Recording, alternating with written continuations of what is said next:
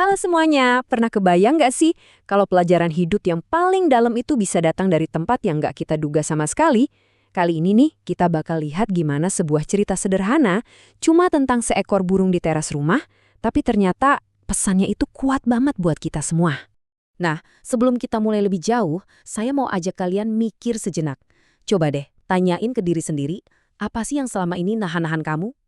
Pertanyaan ini penting banget. Coba simpan pertanyaan ini di kepala ya, sambil kita ikutin ceritanya. Oke, kita mulai ceritanya ya. Jadi gini, semuanya itu berawal dari seekor burung kecil yang, entah gimana, nekat banget. Dia mutusin kalau sudut teras depan rumah si penulis ini, wah, ini lokasi premium buat bikin rumah baru. Mulai deh dia, bawa ranting satu-satu, dikit-dikit, ngebangun sarangnya. Ya jelas aja, awalnya si penulis ini keganggu banget dong. Tiap kali sarangnya mulai jadi, langsung tanpa pikir panjang dibuang gitu aja. Harapannya sih si burung ngerti dan pergi. Tapi, coba tebak, si burung ini keras kepala banget. Dia balik lagi, terus ngebangun lagi dari awal.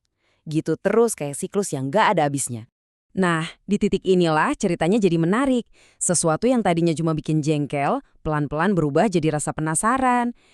Ujung-ujungnya malah jadi rasa kagum yang sama sekali nggak disangka-sangka.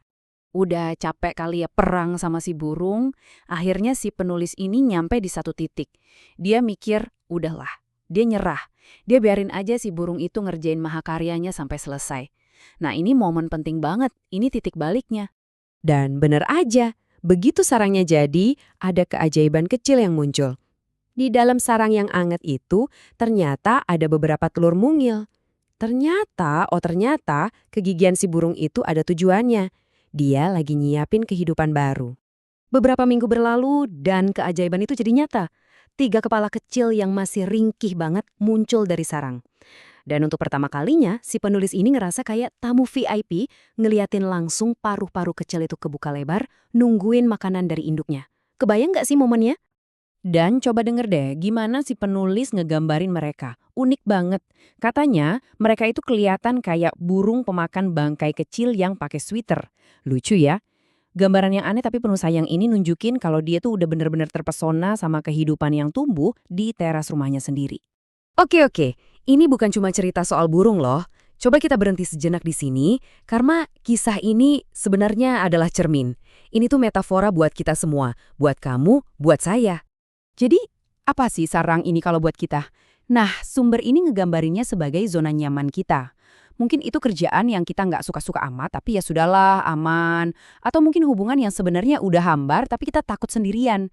Intinya, itu tempat kita merasa aman, padahal sebenarnya kita cuma lagi duduk ketakutan di atas tumpukan ranting, padahal kita tuh udah dikasih sayap buat terbang. Gimana? Kedengarannya familiar nggak sih? Berapa banyak dari kita yang persis kayak gini? Meringkuk di dalam sarang kita sendiri. Kita tuh tahu, jauh di dalam hati kita sebenarnya udah siap terbang. Kita sering banget cuman ngintip-ngintip aja ke tepi, mimpiin awan di luar sana, tapi rasa takut itu loh. Rasa takut itu yang nahan kita buat lompat. Nah, disinilah kita semua dihadapkan sama pilihan. Pilihan yang paling dasar dalam hidup mungkin.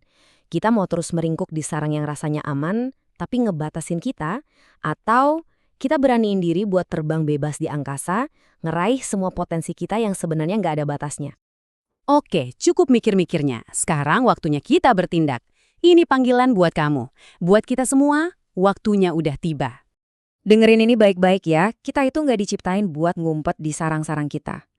Pesan dari cerita ini jelas banget. Kamu, saya, kita semua diciptakan untuk terbang. Terbang bebas di langit. Jadi, apa yang harus dilakuin? Langkahnya kelihatannya simpel, tapi butuh semua keberanian yang kita punya. Pertama, lompat.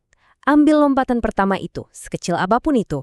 Kedua, percaya. Percaya kalau kamu tuh udah siap sekarang juga, nggak usah nunggu nanti. Dan ketiga, raih. Terbanglah setinggi-tingginya buat ngambil semua hal indah yang udah disiapin buat kamu di luar sana. Dan ini nih, sebagai pengingat terakhir yang asik dari penulisnya. Hey, jangan biarkan burung-burung doang yang nikmatin serunya terbang bebas. Langit itu luas kok, cukup buat kita semua, kan? Nah, kita balik lagi ke pertanyaan di awal tadi, tapi kali ini pertanyaan ini buat kamu. Setelah dengerin semua ini, coba deh tanya ke diri sendiri lagi, apa lompatan pertamamu? Apapun itu, mau besar atau kecil, semoga cerita dari sarang burung ini bisa ngasih sedikit dorongan yang kamu butuhin.